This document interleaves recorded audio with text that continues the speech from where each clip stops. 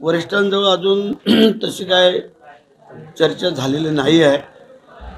Phone केलेला आहे आम्ही, परंतु निकाल आणि धक्कादायक आम्हाला वाटतोय. अपेक्षा नव्हती आम्हाला, कारण जवळजवळ आमचे 6च्या 6 आमदारांनी मुख्यमंत्री उपमुख्यमंत्र्यांना कळवलं, सगळ्यांनी भेटी घेऊन सांगितलं. त्यानंतर जिल्ह्यामध्ये संपूर्ण वातावरण झालेलं होतं की पालकमंत्री भरतशेठ व्हावं म्हणून. आणि आत्ता जो निकाल आला तो अनपेक्षित आहे, तो मनाला पटणारा नाही आहे.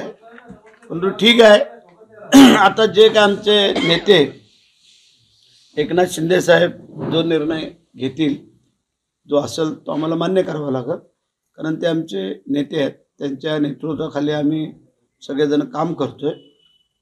त्यांच्या मनात काय असेल किंवा काय तर ते सांगतील.